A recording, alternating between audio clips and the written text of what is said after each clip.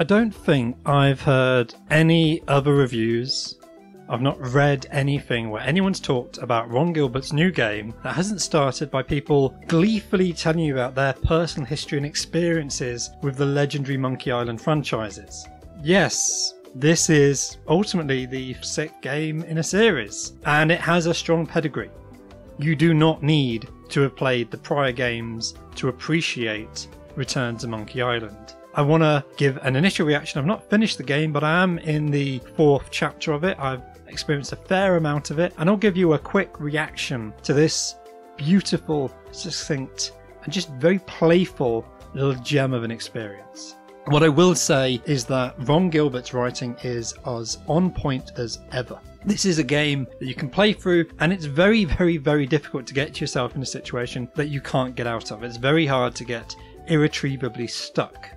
It goes out of its way to make sure you're going to have the tools, or you can always go back and retrieve anything you've missed, and hard to get locked out of a scenario. That's part of the franchise.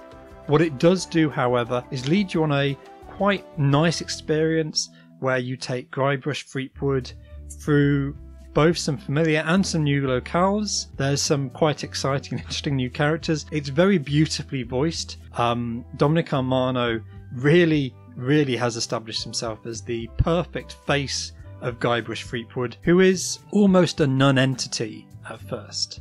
And this is a character who does what he needs to do because he wants something. Anything will happen. This guy has no moral compass, but he's not a deranged psychopath. He's not giggling with glee at the damage and devastation. It's just a natural element of his passing. So in this game, I really enjoyed it. The music's delightful. The art style has achieved quite a bit of controversy when it was first announced, but do you know what? This is a really nice way of showing the soul, the humour, the personality of all the characters without demanding really strong graphical horsepower machines. Now, I've been playing this on a computer. It's entirely managed using the mouse with just a left click and a right click. It makes complete sense to me that the one console this would have initially released on is the Nintendo Switch as well. Although I'm not entirely certain there about how they do the left and right clicking. It's presumably a tap and a double tap, or look it up. But it'll run, I've no doubt it'll run absolutely fine on Switch. It looks gorgeous on my computer screen, and it sounds gorgeous as well. The Monkey Island franchise,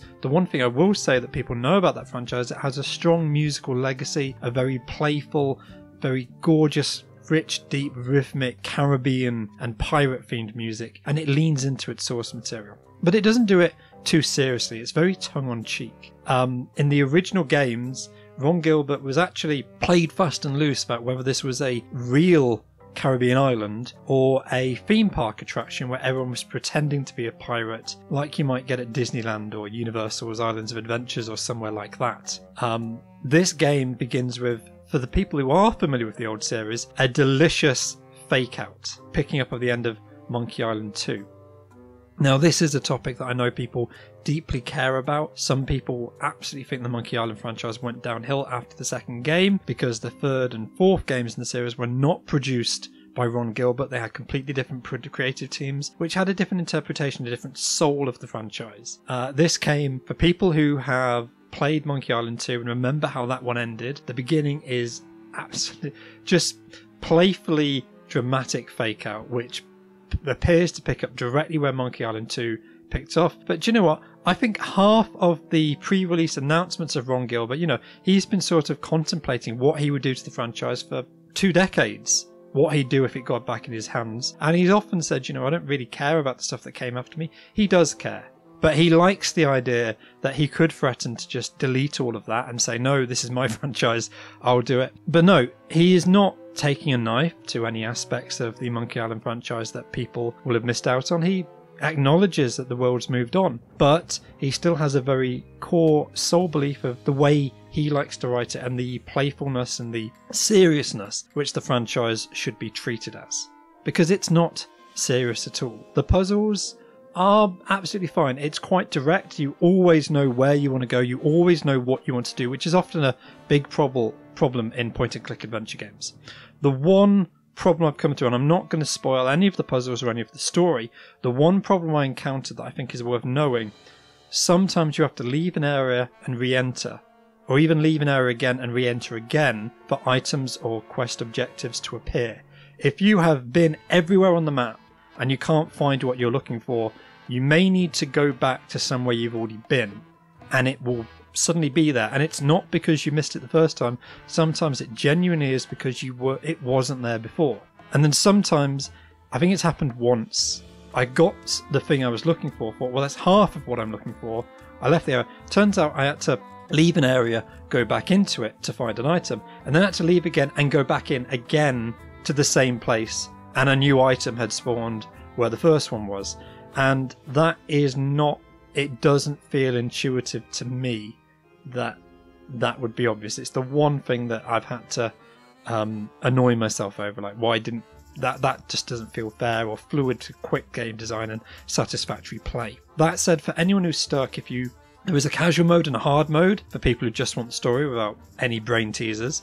I've not really experienced the difference. I've played through it on hard, and as I said, apart from that one instance, I've not really got stuck. But there's a very, very forgiving hint book that doesn't just give you the answer. It's got like several layers of hints, so it'll give you a general concept. The trouble is, that first concept, I think if you're paying attention, won't help you at all, because I've always known what I need to go. I've always intuited, okay, to get past this thing I need X, Y, Z. The first hint is just reaffirming what you should have already worked out. You need X, Y, Z to get past thing. The second and the third hint are a little bit more helpful. The one point where I genuinely needed the hint book, I had to go to the fifth layer of hints, and then it was like, oh yeah, that felt really obvious. I knew exactly that's what I was looking for, I just didn't have a clue where to get it. But as I said, with the hint book there's almost no reason to go online and look at a walkthrough. If you want to challenge yourself, just don't use the hint book. It doesn't force anything on you. You basically manipulate Guybrush around by clicking on the world. He'll go to wherever you click, and then you can either look at something or comment on something with the left mouse button, or interact with something with the right mouse button, or combine it with an item in your inventory. And so far I'm not disappointed. I think this is a really fun adventure, and I look forward to finishing it. And I'm going to finish this review by saying my history of the Return to Secret of Monkey Island franchise. I've never finished a game in this franchise. I've played several of them, I've picked them up, I've enjoyed them, but I've never finished one, and this I think will be the first one that I will. If anyone else has been enjoying the Monkey Island franchise or has anything they'd like to share, please do comment below. This has been a fun little quick reaction video to share. No spoilers, hopefully I didn't give anything away, just a hint about the one aspect of the puzzles which has irritated me slightly, but everything else has been buttery smooth. Really, really, really great, relatively cheap indie game, highly worth your time.